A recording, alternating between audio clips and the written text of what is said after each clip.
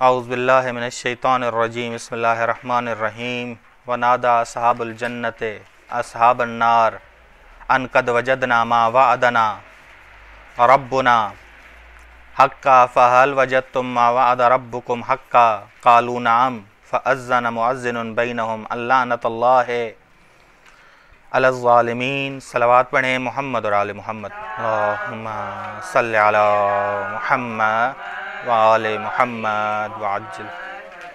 جی سورہ اعراف ترجمہ اور تفسیری نکات، آیت نمبر 44 سے لے کے 45 تک۔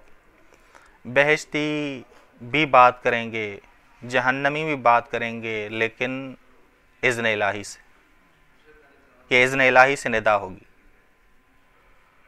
یوم لا یتکلمون الا من اذن لہ، یہ قاعدہ کلیہ ہے، یہ یاد رکھیں کہ جہنم میں کوئی بات نہیں کر پائے گا مگر جسے خدا اذن دے دے۔ ٹھیک، ونادا اصحاب الجنہ، بس جنت والے جہنمیوں سے انتقام لیں گے، انتقام لیں گے۔ بس یہ محاکمہ نہیں کہ ہم کہیں کہ محاکمہ ہوگا، عدالت ہوگی، بلکہ انتقام لیں گے، انتقام لیں گے۔ یہ انتقام جو جنتی لیں گے، اس سے لذت حاصل ہوگی جنتیوں کو، جنتیوں کو لذت حاصل ہوگی۔ بس اس آیت میں جنتیوں کا کلام ہے دوزخیوں سے، اور اسی طرح جہنمی اقرار کریں گے، اقرار کریں گے، اقرار کریں گے۔ اقرار یہاں اگر انسان کرے تو توبہ ہے، لیکن وہاں اقرار توبہ نہیں بن پائے گی۔ یہاں انسان اگر اللہ کی بارگاہ میں اقرار کرے کہ خدا آیا ہوں، نیمہ شعبان ہے، آنسو ہے میرے پاس، ٹوٹے پھوٹے الفاظ ہیں میرے پاس، اور پشیمانی ہے میرے پاس، تو یہ اقرار فائدہ دے گا، لیکن وہاں اقرار کوئی فائدہ نہیں دے گا۔ بس اس آیت میں جنتیوں کا کلام ہے دوزخیوں سے، اسی طرح جہنمی اقرار کریں گے۔ بس اول نقطہ جو آپ سمجھ لیں کہ مذاق اڑانا باطل ہے۔ ایک مذاق اڑانا باطل کہاں؟ ایک مذاق اڑانا معقول ہے اور حق ہے، دو قسموں کا مذاق اڑانا ہے۔ یہ آپ ذہن میں رکھ لیں کہ مذاق اڑانا باطل ہے یہاں دنیا میں، اور ایک دفعہ مذاق اڑانا معقول ہے، حق ہے۔ بس حق بیان کرنا غرض ہو، اگر مذاق میں حق بیان کرنا غرض ہو، حق بیان کرنا غرض ہو۔ دیکھیں جی سورہ ہود آیت نمبر 38 میں پڑھتا ہوں یہ آیت۔ وَيَصْنَعُ الْفُلْكَ، جناب نوح کشتی تعمیر کر رہے تھے، بنا رہے تھے اذن الہی سے۔ وَكُلَّمَا مَرَّ عَلَيْهِ مَلَأٌ مِّن قَوْمِهِ، جب بھی گزرتے سردار اس کی قوم میں سے، سَخِرُوا مِنْهُ، مذاق اڑاتے ان، یہ کون سا مذاق اڑانا ہے؟ باطل مذاق اڑاتے ان کا۔ قَالَ إِن تَسْخَرُوا مِنَّا، جناب نوح نے کہا اگر تم ہمارا مذاق اڑا رہے ہو، فَإِنَّا نَسْخَرُ مِنْكُمْ، ہم بھی تمہارا مذاق اڑائیں گے۔ یہ حق، فَإِنَّا نَسْخَرُ مِنْكُمْ كَمَا تَسْخَرُونَ، ہم بھی تمہارا مذاق اڑائیں گے جس طرح تم مذاق اڑایا کرتے تھے۔ بس غرض کیا ہے اس مذاق اڑانے میں جو جناب نوح علیہ السلام مذاق اڑا رہے ہیں؟ کہ حق بیان کرنا، جس سے عذاب آئے گا اور کشتی میں نجات یافتہ داخل ہوں گے، اس وقت پوچھیں گے جناب نوح علیہ السلام کہ دیکھو خدا کا وعدہ سچا تھا یا سچا نہیں تھا۔ ٹھیک، یہ سورہ ہود کی آیت نمبر 38۔ یا سورہ مطففین کو پڑھیں، سورہ مطففین 29 نمبر آیت سے لے کے 34 نمبر آیت میں دیکھیں، آپ غور کریں، میں پڑھتا ہوں آیت۔ ان الذین اجرموا کانوا من الذین آمنوا یضحکون، بے شک جو مجرم لوگ ہیں وہ مومنین پہ ہنستے ہیں، مذاق اڑاتے ہیں۔ وَإِذَا مَرُّوا بِهِمْ يَتَغَامَزُونَ فَالْيَوْمَ الَّذِينَ آمَنُوا مِنَ الْكُفَّارِ يَضْحَكُونَ، اور آج مومنین ہیں جو کفار پہ ہنسیں گے، مذاق اڑائیں گے۔ بس یہ ہنسنا اور مذاق اڑانا حق ہے، باطل نہیں ہے جو مومنین کا ہے۔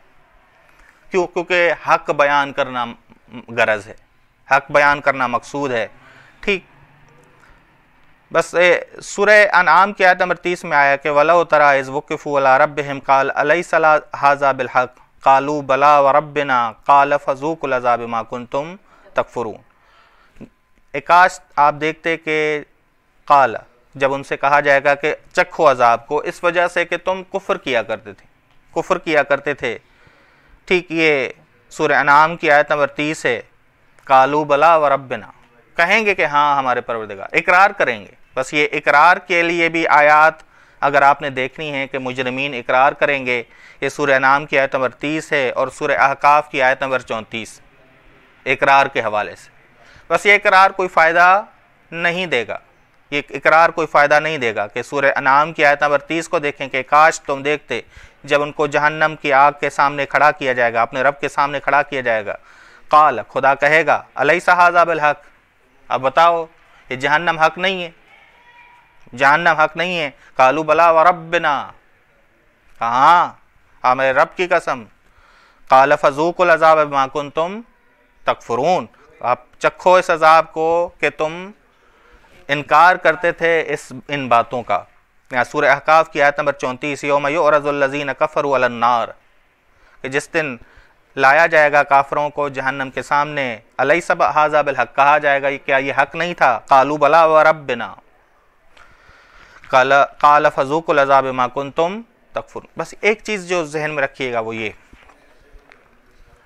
معصیت کاروں کی دو قسمیں ہیں، معصیت کرنے والوں کی، بعض معصیت کرنے والے مشرک ہیں، بعض معصیت کرنے والے مشرک نہیں ہیں لیکن گناہ کبیرہ کرنے والے ہیں۔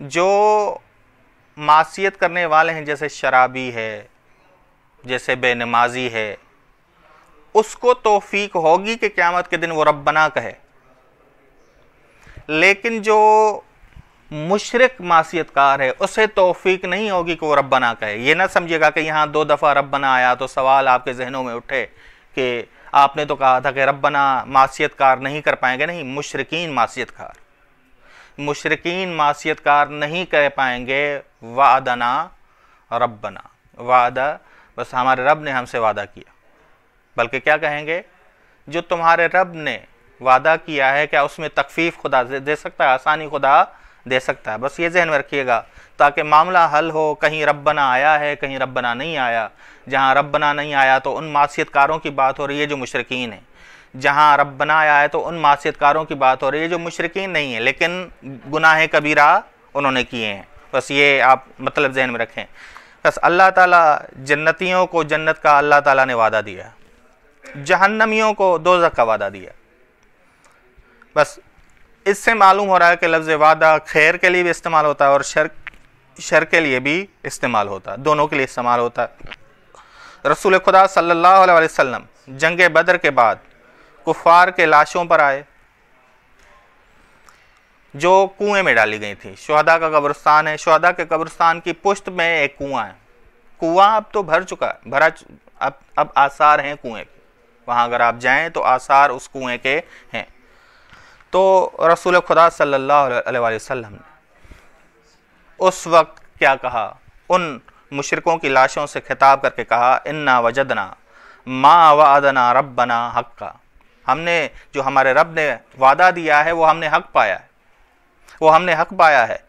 فہل وجدتم ما وعد ربکم حقا، کیا تم نے بھی پا لیا جو اللہ نے حق وعدہ تم سے کیا تھا، تمہارے رب نے تم سے حق وعدہ کیا تھا۔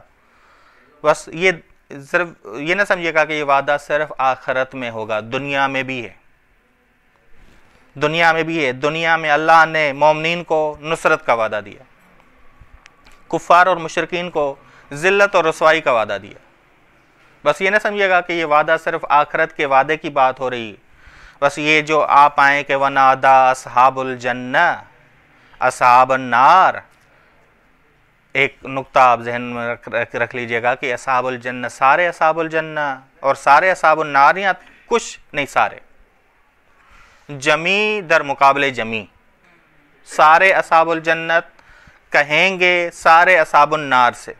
بس یہ ذہن میں رکھیے گا، اصحاب سے مراد ایک گروہ نہ سمجھ لیجئے گا، ایک گروہ کہے گا ایک جہنمیوں کے گروہ سے، ان قد وجدنا ما وعدنا ربنا، بس رسول خدا نے اس کی تفسیر اس آیت کی، ان قد وجدنا ما وعدنا ربنا حقا فہل وجدتم ما وعد ربکم، اس کی تفسیر دنیا کے لیے بھی کی ہے کہ وعدہ دنیا میں ہے تو اللہ کی نصرت ہے مومنین سے، اور کفار سے ہے تو ذلت اور رسوائی کا وعدہ ہے، اور آخرت میں مومنین کے لیے جنت اور مشرکین کے لیے کیا ہے؟ جہنم. بس یہ ذہن میں رکھیے گا.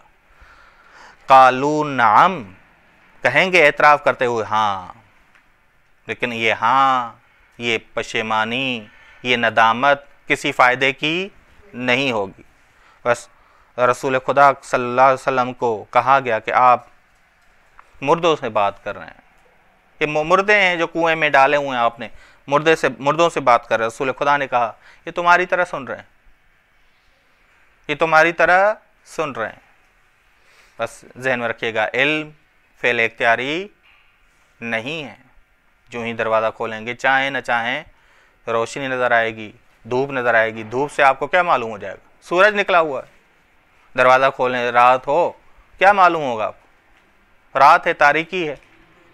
ٹھیک، بس لیکن ایمان نہیں لا سکیں گے، ایمان نہیں لا سکیں گے، یہ ذہن میں رکھیے گا. بس مؤذن اعلان کرے گا. مؤذن آذان، بس آذان کو آذان کہا جاتا ہے کیونکہ وہ اعلان ہے. اعلان، مؤذن بمعنی اعلان کرنے والا ہے. اعلان کرے گا، اعلان کرنے والا.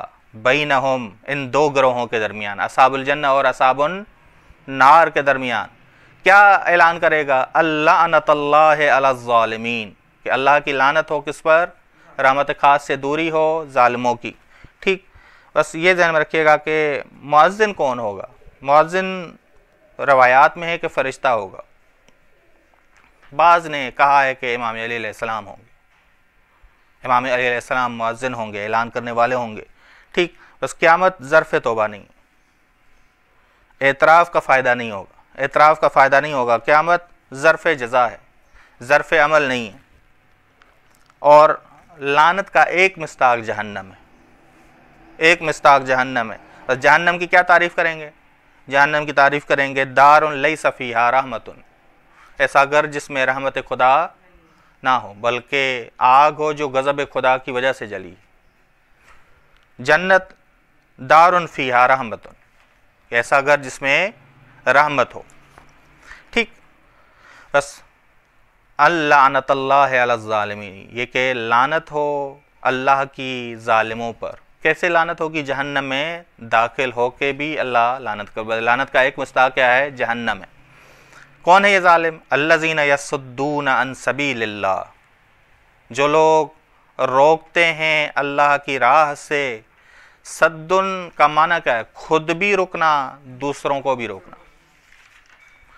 شبہ ایجاد کر کے، تہمتیں لگا کے، رسول خدا کو دیوانہ کہہ کے، شاعر کہہ کے، معاذ اللہ مجنون کہہ کے روکتے تھے راہ خدا سے. خود بھی روکتے تھے اور دوسروں کو بھی روکتے تھے. الذین یصدون عن سبیل اللہ ویبغونہا عوجا، یعنی راہ مستقیم کو کج راہ کہتے تھے. بس وہ راہ مستقیم کو کج راہ کہتے تھے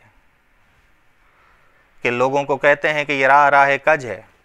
ان کے مقابلے میں کون ہے؟ ان کے مقابلے میں سورہ بقرہ کی آیت نمبر 160 میں لوگوں کا بیان ہوا. الا الذین تابوا، مگر جن لوگوں نے توبہ کی، واصلحوا، اور اپنی اصلاح کی، اور وبینوا، اور راہ راست کو لوگوں کے لیے روشن کیا. بس اگر یہ توبہ کریں تو ان کا کون سی ذمہ داری بنتی ہے؟ الا الذین تابوا واصلحوا وبینوا. بس راہ مستقیم کو کج راہ کہتے ہیں، کج راہ لوگوں کو دکھاتے ہیں. وہم بالآخرۃ کافرون، اور آخرت اور معاد کے انکار کرنے والے ہیں. بس وہ کہتے ہیں کہ دنیا کی زندگی ہی حقیقی زندگی. بس نموت و نحیا، اسی دنیا میں ہم زندہ ہوں گے، مریں گے، بس ختم ہو جائیں گے، چورا چورا ہو جائیں گے، فنا ہو جائیں گے، اس کے بعد کوئی زندگی نہیں ہے. بس ظالم لوگ یہ ہیں جو خود بھی روکتے ہیں راہ راست سے، دوسروں کو بھی روکتے ہیں، اور راہ راست کو کج راہ کہتے ہیں. اپنی اصلاح نہیں کرتے، توبہ نہیں کہتے. وبینوا، اور راہ مستقیم کو روشن نہیں کرتے. بس یہ لوگ ہیں. وہم بالآخرۃ کافرون، اور آخرت کے وہ معاد کے وہ انکار کرتے ہیں، یعنی دنیا کی زندگی کو حقیقی زندگی کہتے ہیں، حقیقی زندگی سمجھتے ہیں. ٹھیک، وصلی اللہ علی محمد اہل بیتہ الطیبین الطاہرین. اللہم صلی علی محمد وآل محمد وعجل فرجہ.